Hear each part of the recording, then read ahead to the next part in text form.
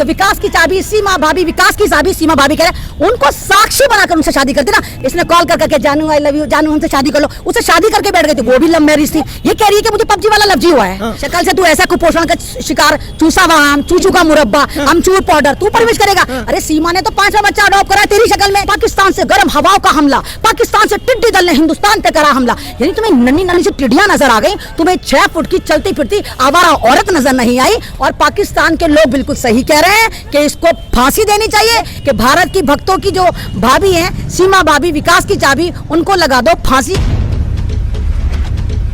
नमस्कार, आप देख रहे हैं द इंडिया टीवी और मैं हूं आपके साथ सद्दाम करीमी। माथे पर बिंदी, तन पे लाल साड़ियां और कंधे पर राधे राधे वाला दुपट्टा, सीमा अब मोहब्बत में गिरफ्तार होकर अब एटीएस ने भी गिरफ्तार कर लिया है।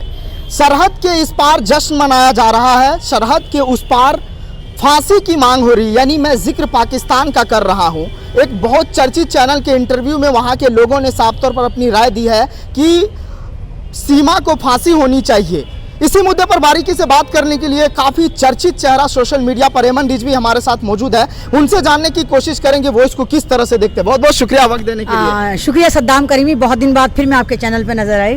पहला सवाल और महत्वपूर्ण सवाल, आप बड़े इस पर खुलकर बोल रहे हैं, पाकिस्तान में आपकी वीडियो को देखा जा रहा है, खुश होंगे आप? नहीं, खुश तो हाँ, अच्छा लगता है कि जब अगर हमारी सच्चाई उस देश तक भी पहुंच रही है जहाँ की 5वीं फेल बुलबुल हमारे भारत में आई है, तो अच्छा लगता है। क्योंकि जो बात यहाँ की इंटेलिजेंसी के थ्रू वहाँ पर पहुंचनी चाहिए थी, जो आपसी सहमति से यहाँ की सरकार वहाँ की सरकार के सामने मुद्दा रखती, वो हम और आप जैसे लोग पहुंचा रहे हैं। मतलब आप, हमारा क्या औकात है सरकार के सामने, आपकी क्या औकात है सरकार के सामने, लेकिन ये काम भी हम लोग सोशल मीडिया वाले ही कर रहे हैं। और बड़ी खुशी हुई कि जब से सोशल मीडिया पर हमारी वीडियो वायरल होनी शुरू हुई तो हिंदुस्तान की सरकार भी बहुत ज्यादा हरकत में आई और पाकिस्तान की सरकार के साथ साथ वहाँ की आवाम भी हरकत में आई। और अब डिमांड ये हो रही है कि भारत की भक्तों की जो भाभी हैं सीमा भाभी, विकास की चाबी, उनको लगा दो फांसी और दे दो उनको मृत्युदंड। लेकिन भारत में जश्न मनाया जा रहा है और कुछ लोग एक्सेप्ट नहीं कर रहे हैं, कह रहे जासूस है ये।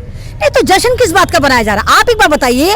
ये कह रही है कि मुझे पबजी वाला लफ्जी हुआ है। हम तो खैर पबजी खेलते नहीं, लेकिन मैंने अब जाकर रिसर्च करी तो पबजी जो है 2020 में भारत में बैन कर दिया गया था। तो जब 2020 में बैन कर दिया गया तो वो कौन सा पबजी था जो तुम खेल रही थी? और तुम कह रही हो कि मोहब्बत में तुम यहाँ पर आ गई। आपको मालूम है कि सीमा हैदर में और इसमें चूसे हुए आम में ये जो कुपोषण का शिकार लड़का है, पूरे 15 साल का फर्क है। ये 18 साल का लड़का है, मैंने रात पढ़ा है। 18 साल का ऐसा लौंडा जो ऐसा लगता है कि अब मरा जब मरा, जरा सी हवा बाद में चलेगी, उड़ेगा पहले। तो इसको कैसे मोहब्बत हो गई इससे? और उस मोहब्बत में ये 5 पासपोर्ट बनवाती है, अपना मकान बेचती है जो उसके मियाँ गुलाम बलोच ने इसके नाम करा था, और बेचने के बाद बाया दुबई, बाया नेपाल, हिंदुस्तान में लीगल तरीके से आके 65 दिन से रह रही थी। और सैल्यूट है हमारे डंके वाले प्रधानमंत्री को कि एक औरत 5वीं फेल बुलबुल यहाँ पर लंका लगा देती है, लेकिन किसी को पता नहीं चलता। कुछ लोग कह रहे हैं कि बच्चों की परवरिश कौन करेगा, लेकिन जो सचिन है वो कह रहे हैं कि हम 4 बच्चे के साथ 5वां मैं सीमा का भी परवरिश करूंगा। क्या अरे तू पहले अपनी तो परवरिश कर ले सही से, तुझे तो खाना पीना मिलता नहीं है। शक्ल से तू ऐसा कुपोषण का शिकार, चूसा आम, चूचू का मुरब्बा, अमचूर पाउडर, तू परवरिश करेगा। अरे सीमा ने तो 5वां बच्चा अडॉप्ट करा तेरी शक्ल में, 4 बच्चे वो लेकर आई है, तू करेगा उनका गुजारा? उसका जो पति है गुलाम बलोच, सुन बे चूसे हुए आम, गुलाम बलोच सीमा हैदर को 90,000 का चेक भेजता था। तेरे ख्वाब में भी 90,000 है। पूरे साल तू एड़ियां रगड़ेगा ना, जब भी कटी पतंग, तू 90,000 नहीं कमा सकता, तू उसका करेगा। ये दोनों के दोनों जासूस है और झूठ बोल रही है सीमा हैदर कि उसने इसको चूसे व्यायाम को अपना पति बनाया है। ये खाली लफ्जों में और दुनिया को दिखाने के लिए पति बनाया। अगर आप ऑन स्क्रीन कई बार देखें, सीमा हैदर पब्लिकली मीडिया के सामने इस चूसे व्यायाम के लपालप लगाती नजर आ रही है, कहीं इसका टेंटवा दबाती नजर आ रही है। एक जगह एक वीडियो वायरल हो रही है जहां ये कह रहा है कि देख मैं तेरे सारे राज बता दूंगा। कौन से राज बता दूंगा? यानी कि ये दोनों मानना है कि वो पाकिस्तानी जासूस है और ये हिंदुस्तान का जासूस है। अरे बेशरम बेगैरत इंसान, कुपोषण के शिकार, भारत की फौज से कुछ सीख, जहां पर 18-19 साल के बच्चे अपनी फैमिली को छोड़ देते हैं और देश के लिए कुर्बान हो जाते हैं। और तूने जो फर्जी बता रहा है कि तुझे मोहब्बत हो गई, पबजी वाला लफ्जी हो गया, तू भारत की सिक्योरिटी, भारत की एक तरह से कोई इंसानियत से खेल रहा है। ये सीमा हैदर मतलब पाकिस्तान से इलीगल तरीके से एक जाहिल गंवार आ जाती है तो सोचो कि वहां से आतंकवाद कितना आराम से आ सकता। और वो नेपाल, जिस नेपाल को हम कहते हैं कि हिंदुस्तान के अलात्कारी, बलात्कारी, क्रिमिनल और नकली करेंसी का अड्डा नेपाल है, वहां से तू आती है, तू कहती है मैंने नेपाल में शादी करी। तो अंबानी था, कौन था ये चूसावाम? तो तू नेपाल में क्यों नहीं बच गया? तू भारत क्यों आई? अगर तुझे भारत से इतनी मोहब्बत थी तो भारत में आके पूरी रीति रिवाज के साथ इसके घर वालों को लेके, उस पड़ोस को लेके, जो विकास की चाबी सीमा भाभी, विकास की चाबी सीमा भाभी कह रहे, उनको साक्षी बनाकर उनसे शादी करती ना। नेपाल में चोरी चोरी शादी क्यों कर आई? तो भैया बहुत बड़ा झोल है, बहुत बड़ा झोल है। और पाकिस्तान के लोग बिल्कुल सही कह रहे हैं कि इसको फांसी देनी चाहिए, क्योंकि इसकी वजह से दो देशों में खतरा मंडलाया है। हमें तो ये लग रहा है जासूस है, पाकिस्तानी कबूलने को तैयार नहीं है कोई इनके यहाँ की है, तो लगता है कि फिर ये पता नहीं कहाँ की है। तो ऐसे जासूसों को, ये अय्यार मक्कार औरत है, बाकी शातिर औरत को फांसी मिलनी चाहिए। लोग कह रहे हैं कि पुलिस की चूक हुई है, आप किसकी चूक मान रहे? क्या इससे भारत और पाकिस्तान के रिश्ते में तनाव आएगा? तो एक बात बताइए, पाकिस्तान और भारत के रिश्ते में तो तनाव पहले भी था। आप ये देखिए कि उमर खालिद को आप जानते होंगे।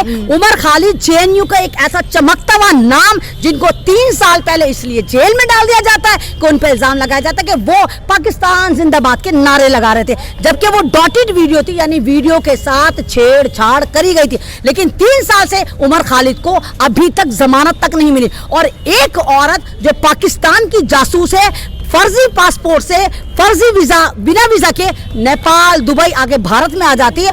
और मतलब कि दुबई जा रही है, दुबई से नेपाल आ रही है, खुद कह रही है कि मेरे इन टिकटों पे 16 लाख रुपए खर्च हुआ। तो भाई समझो कि कौन है जो उसके पीछे है, कौन नेता है इसके पीछे है। और आप कह रहे हैं कि पुलिस की चूक है, आप पुलिस की चूक कह रहे हैं? इसमें ईडी, सीडी, सीबीआई, इंटेलिजेंसी, सरकार सबकी चूक हुई है। जिस पाकिस्तान को आप कहते हो कि गर्म हवाएं आप नाप ले, तो आप, मैंने खुद देखा, रूबी का लियाकत एक दफा कह रही थी 2 साल पहले, पाकिस्तान से गर्म हवाओं का हमला, पाकिस्तान से टिड्डी दल ने हिंदुस्तान पे करा हमला। यानी तुम्हें नन्ही नन्ही सी टिड्डियां नजर आ गई, तुम्हें 6 फुट की चलती फिरती आवारा औरत नजर नहीं आई जो पाकिस्तान के हर लड़के के साथ आशिकी लड़ा रही थी, हर लड़के की बीवी बनी हुई थी, कोई भी मिस कॉल देता था उसकी बीवी बन जाती थी। गुलाम बलोच, आपको पता है, अगर आप पाकिस्तान को रिसर्च करते हो तो सिंध में एक जगह है बलोचिस्तान। बलोचिस्तान बिल्कुल ऐसा ही है जैसे हमारे हिंदुस्तान में नागालैंड। बलोचिस्तान अपना को पाकिस्तान का हिस्सा नहीं मानता है, जैसे नागालैंड वाले, उसको नागालैंड वाले कहते हैं हम भारत का हिस्सा नहीं है, वो तो चाहते हैं करेंसी भी अलग हो। हम अगर वहां जाते हैं, नागालैंड वाले हमें शक की नजरों से देखते हैं। तो बलोचिस्तान के अलग कानून है, अलग वहां का रूल्स ऑफ रेगुलेशन चलते हैं। तो एक गुलाम बलोच नाम के लड़के ने 2016 में मिस कॉल इसके नंबर पर दी थी।